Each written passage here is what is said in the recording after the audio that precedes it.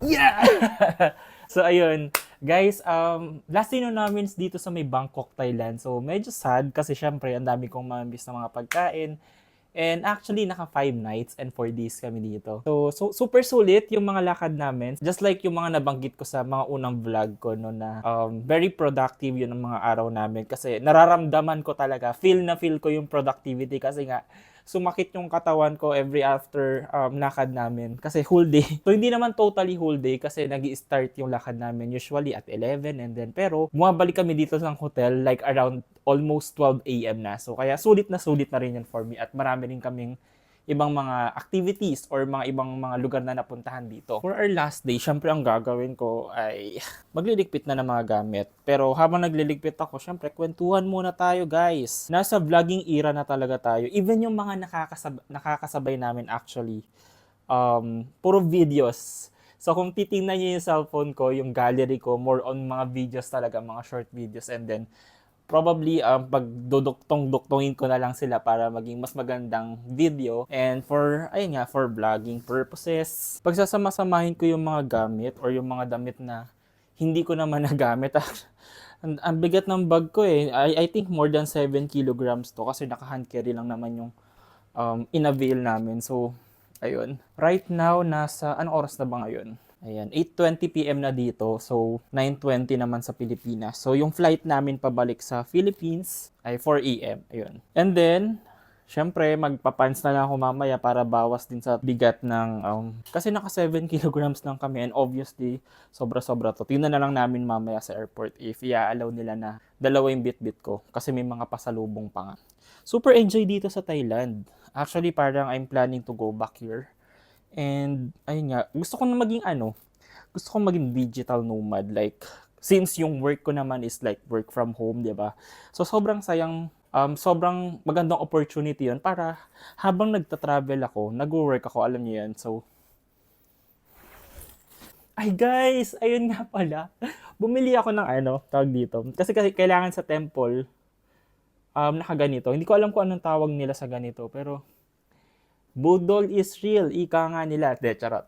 So, Budol is real kasi 250 baht yung in-offer sa amin na ganito. Ang nipis lang ng tela niya. Tapos, ayun, syempre humingi kami ng discount. 220 baht. So, feeling namin, ang galing-galing namin kasi, uy, nakahingi kami ng discount. Tapos, pagdating namin doon sa mga temple, yung ang dami nag-offer ng ganito, 100 baht lang pala siya. So, hayaan mo na. So, lesson learned, kailangan at least 2 or 3 yung mapagtanungan ng same item kung magkano, lalo na kapag sa labas ka bibili, hindi sa loob ng mall. Siyempre, sayang din naman yun, no? Di ba? So, tiklopin natin yung mga hindi nagamit ng mga damit. Galing ko talaga mag-impake na sobra-sobra. Parang takot na takot ako maubusan ng mga damit. Tapos meron pa akong towel dito. Hopefully, magkasya tong lahat. So, ito yung nagamit ko. So, buti na lang meron akong plastic. Kasi, syempre, para ma-separate yung mga, natin, gamit natin na mababaho na. Ayan. Ayun, tapos na. So, meron akong dalawang YouTube channel. Isa para sa healthcare, mga information about sa mga gamot, ay mga pharmacist, ganyan. So, ayun, nagmo-monetize na yung channel ko doon. So, syempre, yung goal ko is masustain ko yung mga travel needs. Ay, syempre, kailangan paghirapan, di ba? So, hindi naman pwedeng manghingi lang tayo na manghingi or umasa tayo sa may main source ng income natin, di ba? Syempre, maraming bills. So, yung goal ko doon is, syempre, somehow pambayad ng bills at the same time, pang-sustain ng mga future travels ko. And then, yung another YouTube channel ko, ayun, bago lang siya actually, matagal na yung first upload ko. And I'm planning na more on sa mga travels yung i-upload ko doon, mga personal, mga ganyan, about something na wala lang, parang gusto ko lang mag-document ng mga bagay-bagay. Obviously, hindi naman ganun ka-interesting ang life ko, pero bakit ba? For my personal documentation purposes. Tsaka, ang hirap mag-edit guys ng video ha. Kasi ayun nga, sa may healthcare account ko. Actually, I think nasa almost 80 videos na ako lahat doon, pero hindi siya ganun kadali. Kasi marami siyang process na pinagdadaanan. Gagawa ka ng script, double check mo yung information kung tama ba. Tapos, magvi-video ka pa. And then, usually, ginagawa ko yun every weekend. And then, aside from it, i-edit mo pa. So, lalagyan mo pa ng konting mga effect, di ba? Pero, as much as possible, medyo minimize na lang talaga yung nilalagay kong effect para mas mabilis matapos. Ayun. Pero, ayun nga, somehow, naglalagay ako ng parang deadline. Pero, hindi naman super deadline na pressure ako, di ba? Mas marami pa rin talaga yung oras na mas panatamad ako, parang ganon. Kasi kung talagang napaka-productive ko everyday, kaya naman ng isang video isang araw eh. Pero hindi eh. Parang ginagawa ko, every week ako nag-asikaso. And then may mga weeks pa nga na nagtatamad-tamad ako. Kaya sayang lang din yung time kasi more on tulog, higa, mga ganyan. Pero I'm trying to become productive naman. So yung laptop ko pa. Nagdala pa ako ng laptop, di naman ako masyadong nakagawa ng mga ano-anong bagay-bagay, di ba? Tapos guys, meron akong GoPro. Hindi ko siya nagagamit. Mostly nagagamit ko talaga yung cellphone ko. Kasi hindi ko alam paano gamitin. I mean, trinay ko nang i-set up yung setting niya. Pero yung audio niya kasi parang hindi ko bet. Like yung audio niya is parang kakapture niya yung wind. So, nanood na ako sa mga YouTube videos na ibang mga vlog. Tapos, ganun daw yung setting, gaganyan-ganyanin. Pero, ganun pa rin eh. So, parang hindi ko siya nagamit. Ewan ko, benta ko na lang sa kasi ang mahal rin naman yan. Nasa 30 something ata yung nabili ko rito overall. Kasama yung mga casing and everything. Uy, ayan. Unang hawak ko pa lang sa may extra battery ko ng GoPro. Parang medyo nagbabulge na siya. Parang tumataba na siya. Ewan ko ba, pag nag-aayos ako ng gamit, nag-aayos ako ng bag, gusto ko tinatanggal ko muna lahat ng laman. And then, pinapagpag ko din siya. Ang sarap ng mga food nila in fairness. And then, yung mga sabaw, medyo maasim yung mga soup nila dito. I mean, iba yung pagkaasim niya as compared sa sinigang natin sa Philippines. So, ewan ko kung magugustuhan niyo yung pagkaasim dito. And hindi ko alam kung ano yung nilalagay nilang pampaasim. Pero, I mean, masarap siya. Pero mas masarap siguro yung mga soup na parang light lang.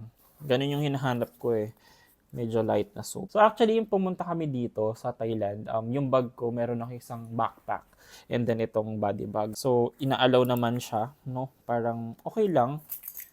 Wala namang problema kung ganito yung dala mong mga bagahe. Pero may extra na mga pampasalubong kasi ako.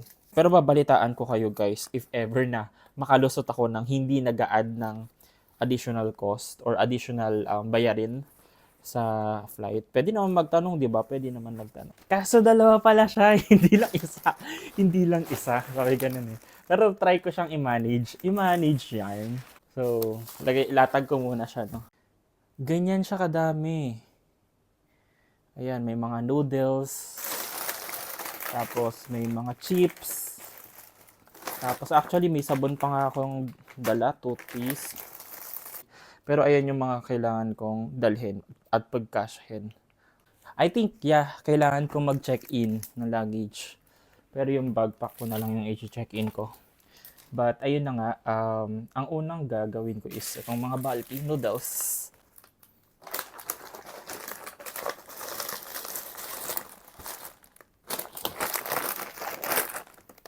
Ayan. So, hindi naman masyadong halata. So, ayun lang. Yung mga the rest ng kailangan ko ayusin. Ako nang bahala. Medyo may mga konting ayusin pa ako.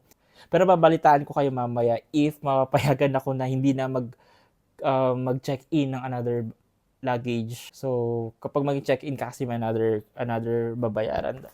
Pero okay lang naman, di ba? So, syempre, kaya nga tatanungin kung okay lang or hindi, di ba?